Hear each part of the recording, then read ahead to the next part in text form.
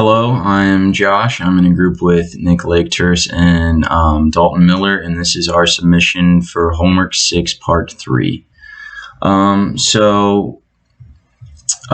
start off with the code here. So for the first line of the code, the first thing we're going to be doing is defining our properties. And the properties in this case are oxygen, nitrogen, carbon dioxide, methane, and water. And to do this, we are going to type out P equals CHE dot props. And then we'll just go ahead and start typing out all of our different properties. So the first one being oxygen.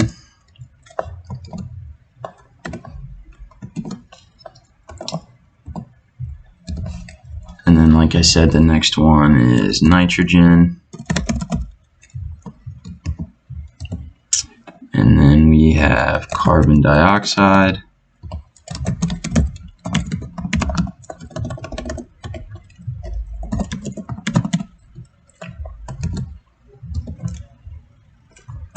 We have methane.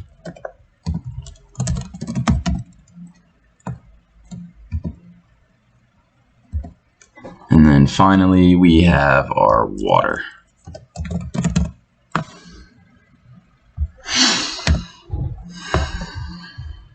Okay.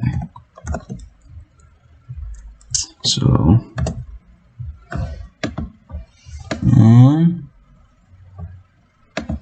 oh, looks like there was a little bit of an error there. All right, there we go.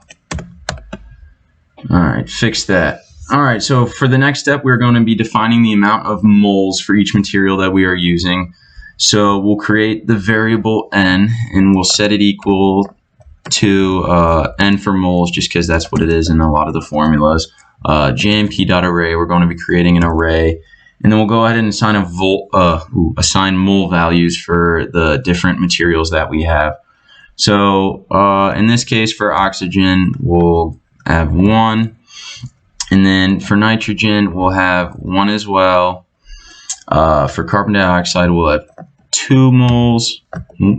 And then for methane, we'll have 2 moles as well. And then finally for water, we will have 3.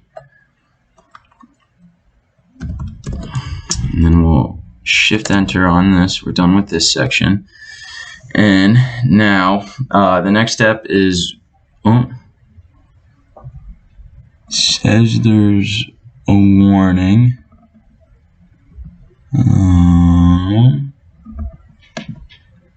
Not sure what the reason is. Oh, okay. No, I think we're fine. All right, so the next step is we're going to create a function and solve for the delta enthalpy. Oh, no, I'm so sorry. That's not the next step. Oh no, that is. I'm sorry. All right. So the next step is we are going to create a function and solve for the delta enthalpy by using the lower and upper state and subtracting the two of them.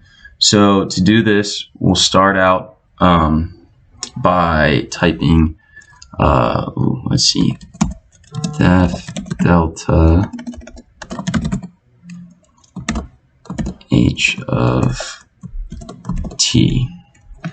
All right, and then in our next line, we're going to first start out with return, and we're going to return the equation that we have already pulled up in Wolfram Alpha, this one right here. So we can go ahead and just copy and paste that. But it's not in the correct form that we want, so we're going to have to do a little bit of editing to it.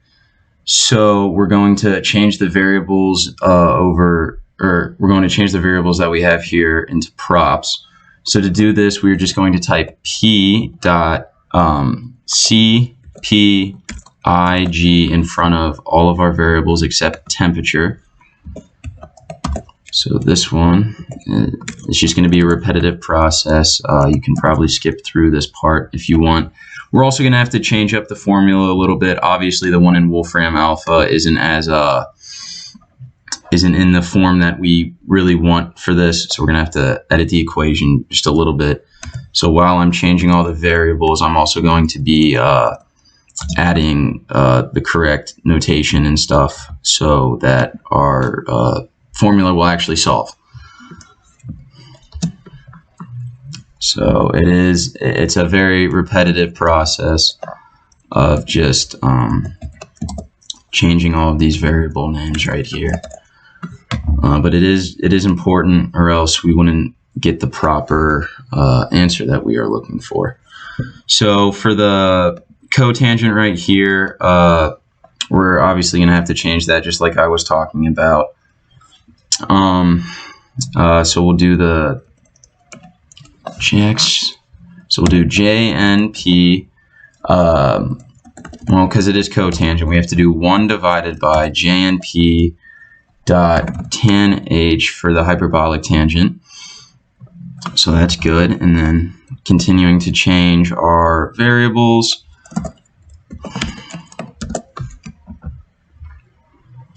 Let's see.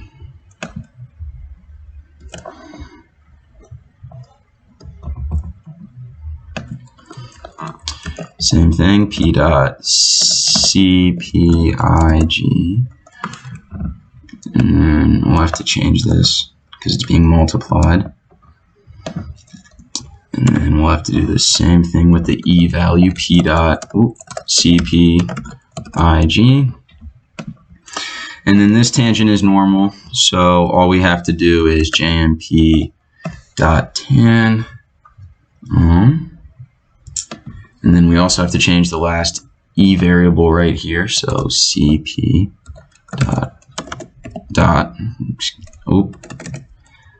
dot CPIGE. It just gets repetitive and you can sometimes make a mistake. All right, so the next thing we are going to do is change this equation up a little bit so that it has two inputs, the upper and the lower. And to do this, we're going to, well, now that we have our equation all changed, let's just shift enter real quick to see if there's any errors in it. And it looks like we have a slight problem. Oh, I forgot the colon. Run that again. Oh, and I just need, looks like probably an extra set of parentheses. One more time.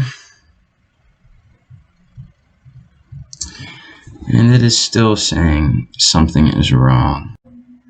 All right, starting this back up again, I realized my error. I just needed an extra parenthesis for some reason right at the end there. So while this formula is good and correct, it is not complete. We are not done with it. We have to change, like I said, for a lower and an upper input. So to do that, we're just going to copy the entire equation. And then because we are subtracting, we have to subtract the upper from the lower. So we put that subtraction sign in there. And then we'll go ahead and just put more parentheses around these just because it's being subtracted. We're adding another step like with PEMDAS. So we need to just make sure everything is okay. And then we're also going to have to go back and change all of these values. So for the first one, it's going to be T up. All of our T's are going to be turned into T up for the upper. And then the last one right here. And then we're also going to have to go and change the T values for the lower ones. So we'll do T low. Do this one as well, T low. And our final one here at the end. And then we are also going to have to change this right here. We're going to have to define with T up and then T low. We'll go ahead and run that, make sure everything's okay, no problems in our code. All right, looks to be good. So the next and the final thing that we are going to be doing is calculating the enthalpy of formation plus the change in enthalpy. we're going to be calculating the dot product of the number of moles times what I just said, the enthalpy of formation plus the enthalpy, or plus the change in enthalpy. And to do this, we are going to type JNP dot for the dot product, and then inside N for the number of moles, which is what we specified earlier right here. And then we do P dot HFIG. That is from our original equation. That is the the enthalpy of formation. And then, like I said, we're calculating for that being added to the change in enthalpy, which we will type out as delta H. And we need to specify some things in for it. So for the T up value, we were going to be using, my numpad messed up. We're going to be using 400, and then are given the 298.15, which is the initial. So then we're going to run that. Oh, geez, looks like we have a little bit of a problem.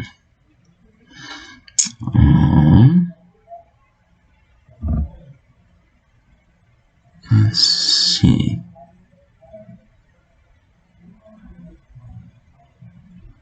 Not sure what the error is in here.